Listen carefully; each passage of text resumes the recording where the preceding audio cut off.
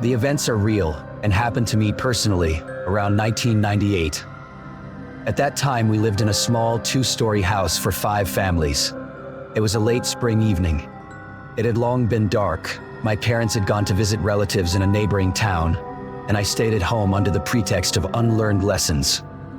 I was lying all alone in the apartment, as it turned out later, and in the whole house, and watched something neutral on TV. And then there was a knock at the door, although the bell was on and working, and the sound was like a big wooden hammer or a huge fist was pounding. This sound in the middle of the night did not please me, to say the least, and did not bode well for me. To be honest, I was pretty scared. Not of bandits or zombies or anything in particular, but just scared. Fear started somewhere in the vertebrae of my neck, slid down my spine to my stomach, and my arms and legs wouldn't listen. It's hard to describe, but I knew from somewhere that I was finished. Absolutely sure and without options. The banging on the door stopped. The creepy thing loosened its grip a little, and I was able to find the strength to go to the door and look through the peephole.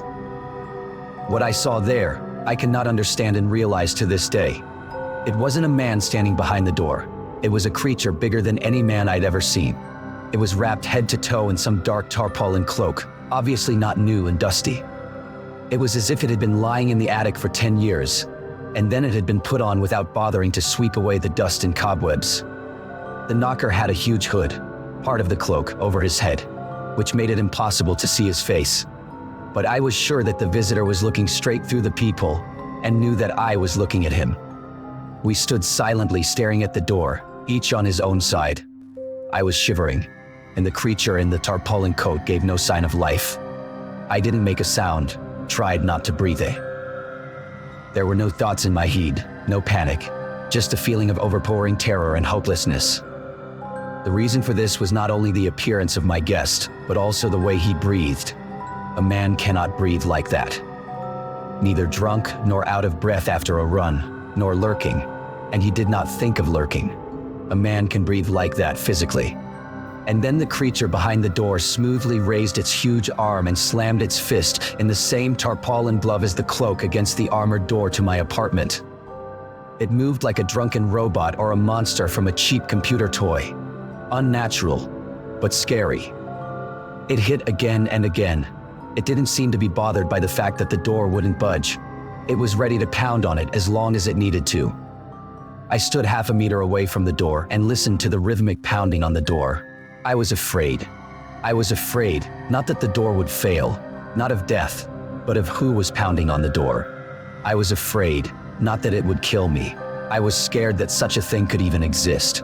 And the monster behind the door kept pounding its fist on the door, monotonously, senselessly, and silently. I didn't utter a word either, quietly went back and sat on my bed, listened to these blows, and after a few hours I fell asleep. It seems unreal and illogical, but my body, exhausted by the horror I had experienced, simply shut down. When I woke up, it was morning outside the window. No one was knocking on the door, but I didn't dare to go out to check or even look through the peephole for a long time. I lay there and listened, but I could hear nothing but the noise of the railroad outside the window. Then I plucked up a little courage and tiptoed to the phone. It was working.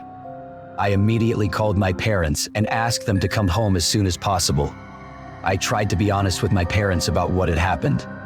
They decided that it was just a big drunken thug coming over who seemed too scary to me in the dark. I didn't argue because I knew in my mind that I was saying unrealistic things, and I wouldn't have believed my delusion if someone had told me that. The dents on the door told me that I had not made up the story completely, and my parents were not lazy to write a report to the police about the robbery of the apartment. That was the end of it. At least, I've been hoping for years that it was over.